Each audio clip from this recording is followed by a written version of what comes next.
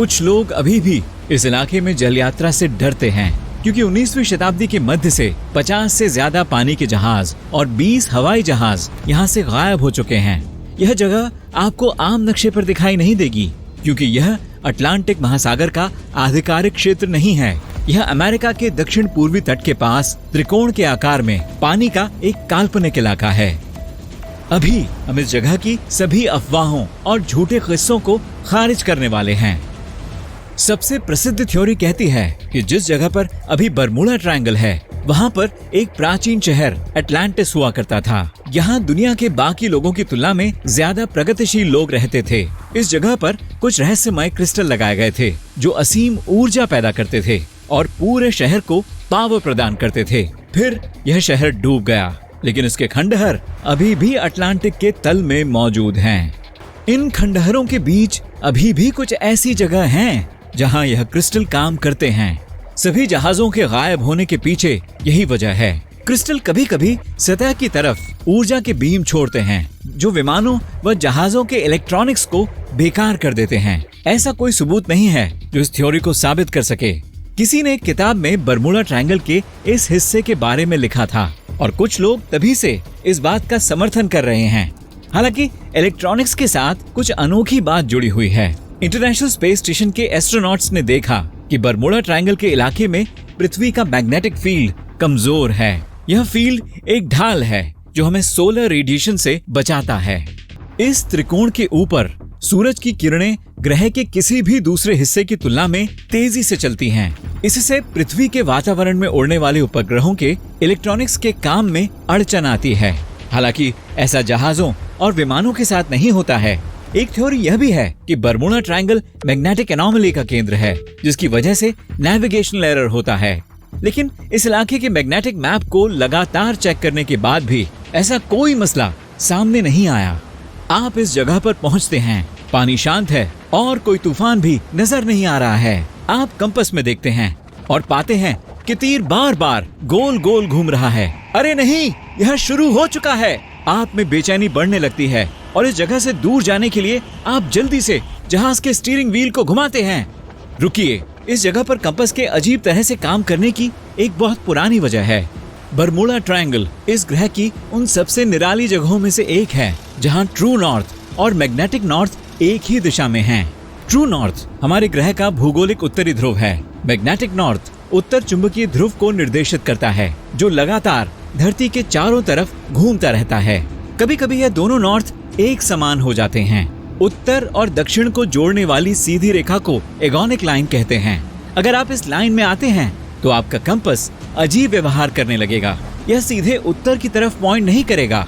मान लीजिए कि आप एक जहाज के कप्तान हैं जो 20वीं शताब्दी की शुरुआत में बरमूडा ट्रायंगल की सैर कर रहे हैं। आपको जानना है कि किनारे पर जाने के लिए आप उत्तर में कहां जाएं।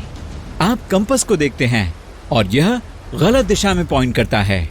आप सही रास्ते से भटक गए हैं और गलत दिशा में जा रहे हैं। ट्रायंगल के पास कैरिबियन सागर है जो छोटे आइलैंड से भरा हुआ है। यहाँ समुद्र तल गहरा नहीं है, जहाज उथले पानी में जा सकता है। अब जहाज किनारे पर फंस गया है और आपको मालूम ही नहीं है कि आप कहाँ हैं। अगर यह 21वीं सदी होती तो जहाज के कप्तान जीपीएस और दूसरे मॉडर्न नेविगेशन से तट पर पहुंच सकते थे। लेकिन सबसे दिलचस्प बात यह है कि इस बार कंपास सही ढंग से काम करेगा, क्योंकि मैग्नेटिक नॉर्थ पोल पहले ही बरमूडा ट्रायंगल के इलाके में काफी वक्त तक ट्रू नॉर्थ के समान था। अब एगोनिक लाइन यहाँ से कहीं दूर होगी। अब नेविगेशन में कोई समस्या नहीं होगी, लेकिन किन्हीं वजहों से इस जगह पर जहाज गायब हो जाते हैं। दरअसल सिर्फ यही नहीं, पूरे अटलांटिक महासागर में ऐसी जगह हैं जहां कई जहाज गायब हुए हैं।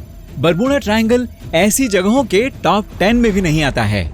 यहाँ कई जहाजों के खो जाने की बड़ी वजह यह है कि अटलांटिक के सबसे मशहूर शिपिंग रूट में से एक बरमूडा ट्रायंगल से होकर गुजरता है, और एक जगह पर जितने ज्यादा जहाज होंगे उतने ही ज्यादा जहाज डूबेंगे। यह एक प्रोबेबिलिटी की बात है। एक और थ्योरी है जो कहती है कि इस जगह पर स्पेस टाइम रिफ्ट है। जहाज और विमान इस रिफ्ट में गिरते हैं और अतीत या भविष्य में जाकर निकलते हैं।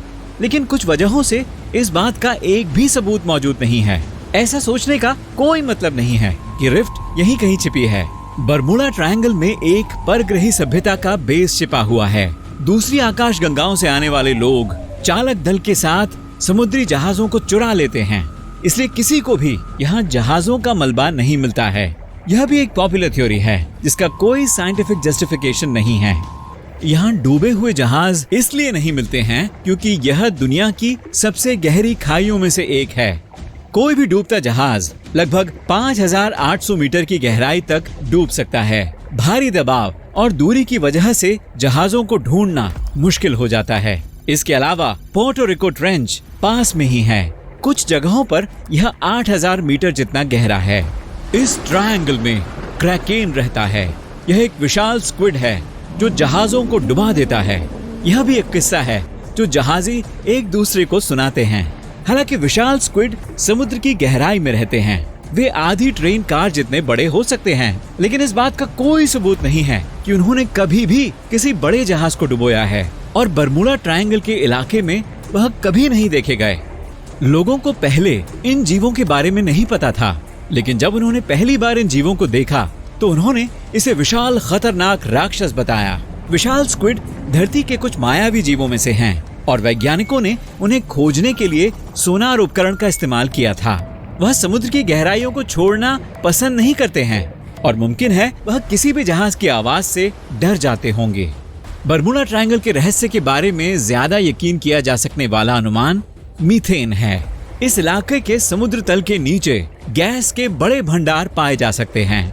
वहाँ से मीथेन पानी में रिलीज होती है। यह बड़े बुलबुलों का रूप ले लेती है जो जल्दी से सतह पर आ जाते हैं। फिर गैस पानी को लगभग उबाल देती है जिससे लहरें बनती हैं जो जहाजों को डुबो देती हैं। ये थ्योरी काफी यकीन करने लायक है, लेकिन कई स्टडीज ने अभी तक इस इलाके में मीथेन की बढ़ी हुई कॉन्सेंट्रेशन की मौजूदगी की पुष्टि नहीं की है। पिछली बार यह घटना 15,000 साल पहले हुई थी। एक और थ्योरी जिस पर यकीन किया जा सकता है वह है रोग वेव्स की मौजूदगी। कल्पना कीजिए, समुद्र साफ और शांत है, हवा भी नहीं है। अचानक आपको एक जोर की आवाज सुनाई देती है। कुछ ही सेकंड में शांत सतह से 100 फीट लंबी एक विशाल लहर उभरती है और आपके जहाज पर गिरती है। कुछ वैज्ञानिकों का मानना है कि रोग वेव्स एक सतही समुद्री धारा की तेज हवा के साथ टकराने से बनती है। एक दावा यह भी है कि लहर गर्म और ठंडी धाराओं की टक्कर के कारण पैदा होती हैं। लेकिन सबसे दिलचस्प थ्योरी कहती है कि लहरें काइनेटिक वैम्पायरिज्म से बनती हैं। कुछ प्राकृतिक स्थितियों में तरंगे काइनेटिक एनर्जी एक्सचेंज करती हैं और सभी तरंगों के बीच एक वैम्पायर तरंग होती है जो बाकी सभी की ऊर्जा ले लेती है। पर्याप्त ऊर्जा जमा कर लेने के बाद वैम्पायर तरंग इसे बाहर फैला देती है। यह इस प्रभाव के बल और इसके अचानक गायब होने की वजह बताता है। यह घटना दुनिया भर के महासागरों में देखी जा सकती है, लेकिन इस बात का कोई सबूत नहीं है कि ऐसा सिर्फ बरमूडा ट्रायंगल में अक्सर होता है। अगर वहाँ रोग वेव्स दिखाई दी होंगी तो उस समय शांति नहीं होगी। बरमूडा ट्रायंगल में जहाजों के गायब होने की बड़ी वजह समुद्र की अशांति है। यहाँ पर भयंकर तूफानों का आना आम बात है।